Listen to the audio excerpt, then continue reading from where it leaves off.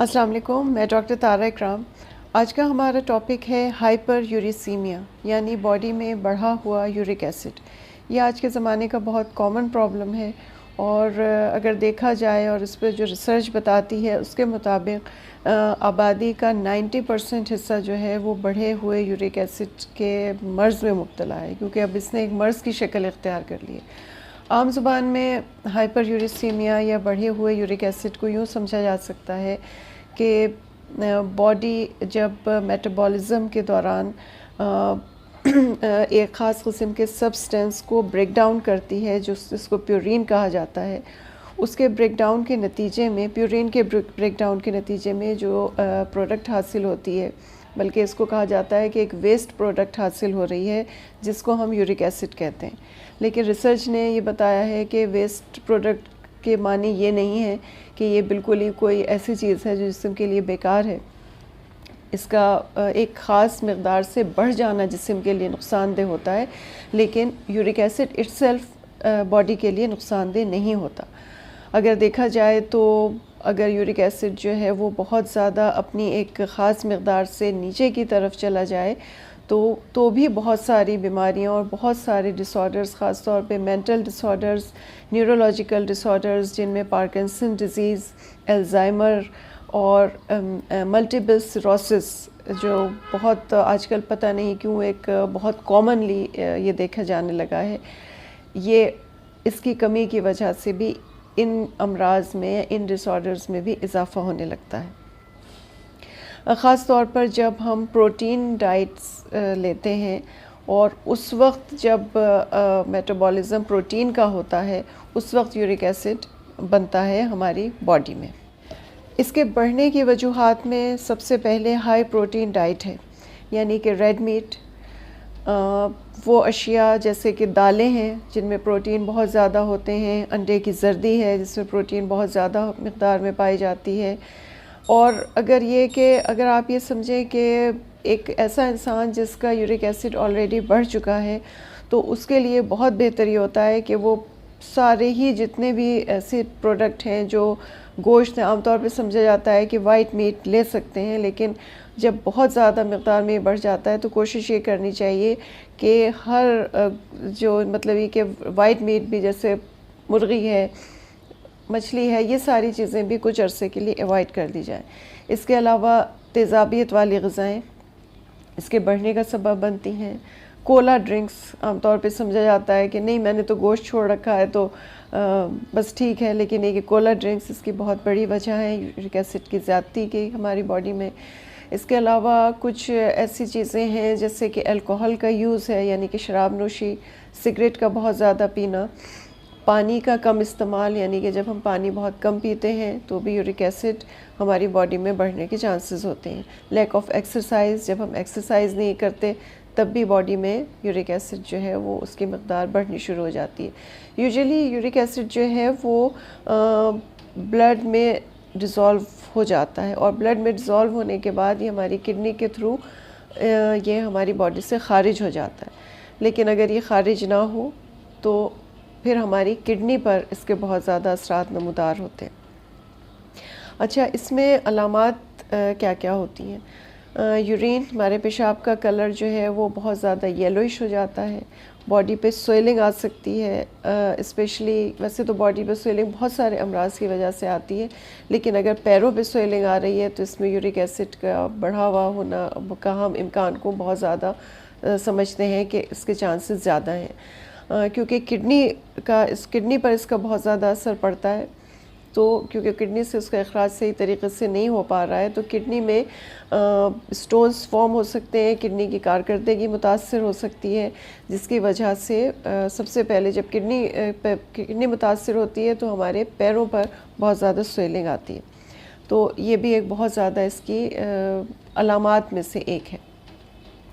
इसके अलावा ये देखा जाता है कि अगर आप ऐसे शख्स का डीआर रिपोर्ट देखें, यानी कि जो हम उसके यूरिन की रिपोर्ट होती है वो देखें, तो क्रिस्टल्स उसमें आपको देखने को मिलेंगे कि क्रिस्टल बन रहे हैं यूरिन में।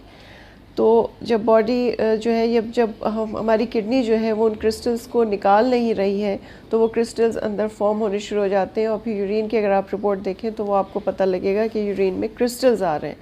तो भी बहुत बड़ी वजह होती है कि यूरिक एसिड जो है वो बॉडी में बढ़ गया है। इससे अब ज़ाहिर है कि बहुत सारी मेडिसिन्स होती हैं जो ज़ाहिर है कि जब एक दफ़ा एक चीज़ बढ़ गई है तो ऑब्वियसली मेडिसिन्स देकर ही इसको ठीक किया जाता है, मेडिसिन्स दी जाती हैं। इसके अलावा जो डाइट को बहुत ज़्यादा प्रॉपर कंट्रोल करने की ज़रूरत है। आमतौर पे सिर्फ गोश्त बंद करके हम ये समझ लेते हैं कि अब तो बहुत हम सेफ़ हैं और अब हमारा यूरिक एसिड कम हो जाएगा। नहीं, ऐसा नहीं है। हमें प्रॉपर इसकी अपनी यानी कि पानी हम बहुत ज़्यादा पिएँ, 8 से 9 गिलास पानी हम दिन में पिएँ। इसके अलावा एक्सरसाइज, अगर कोई भी एक्सरसाइज नहीं कर सकते, जो एल्डरली लोग हैं ज़ाहिर है एक्सरसाइज नहीं कर पाते, तो वॉक इसके लिए बहुत ज़रूरी है। दिन में आधे से पौन घंटे की ब्रिस्क वॉकिंग बहुत ज़्यादा ज़रूरी है। अगर हम इन चीज़ों को फॉलो करें तो इस अक्सर औक़ात देखा गया है कि यूरिक एसिड जो है वो बग़ैर किसी दवा के, सिर्फ परहेज़ से, डाइट में परहेज़ से और इस तरह के एहतियाती मेजर्स जब हम लेते हैं तो हमारा यूरिक एसिड जो है वो ऑटोमेटिकली बहुत कम होना शुरू हो जाता है।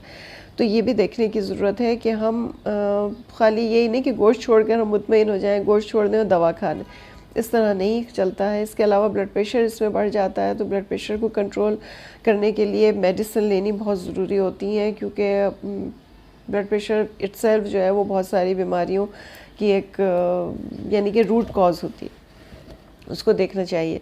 फिर ये कि सब्ज़ियाँ बहुत सारी ऐसी होती हैं, कोशिश करें कि इस तरह की सब्ज़ियाँ, खीरा है, तोरी है, इस तरह की चीज़ें जो हम ज़्यादा अपनी डाइट में इस्तेमाल करें। पालक, टमाटर वगैरह बहुत हार्मफुल होता है, और उसके लिए एक छोटी सी चीज़ अगर हम जहन में रखें कि सिर्फ वो सब्ज़ियाँ जो ज़मीन के अंदर पैदा होती हैं वो उसको हम अवॉइड करें, और ज़मीन के ऊपर जो सब्ज़ियाँ होती हैं वो हमारे लिए सेफ़ है यूरिक एसिड में खाने के लिए। इसके अलावा अगर यूरिक एसिड कंटिन्यूस बढ़ा रहे तो किडनी के अलावा हमारे फिर सभी चीज़ों पर, हार्ट पर और हमारे ब्लड प्रेशर पे, इस पे सब पे ज़्यादा असर पड़ना शुरू हो जाता है।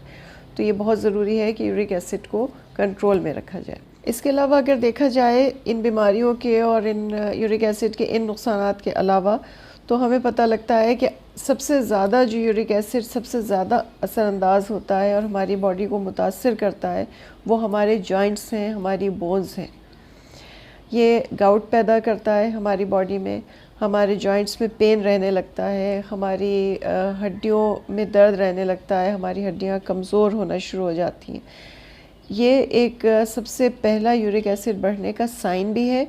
और यूरिक एसिड जिन चीज़ों को मुतासिर करता है उनमें एक बहुत बड़ी चीज़ ये है कि इस बीमारी में इंसान मुब्तला होना शुरू हो जाता है। और आजकल अगर आप देखें तो हर इंसान इस बीमारी में आपको मुब्तला नज़र आएगा, क्योंकि जैसे मैंने वीडियो के शुरू में कहा कि 90% आबादी बढ़े हुए यूरिक एसिड में मुब्तला है।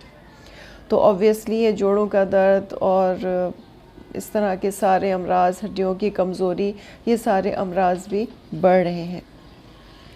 तो इसके लिए सबसे ज़्यादा यूरिक एसिड को कम करना और इसको देखना कि ये बहुत हद तक बढ़ा हुआ तो नहीं है या बढ़ तो नहीं रहा है, या अगर आप इस मर्ज़ में मुब्तला हैं, जॉइंट्स की तकलीफ़ में मुब्तला हैं, तो सबसे पहला काम जो जहन में आता है वो यूरिक एसिड को नॉर्मलाइज़ करने का होता है।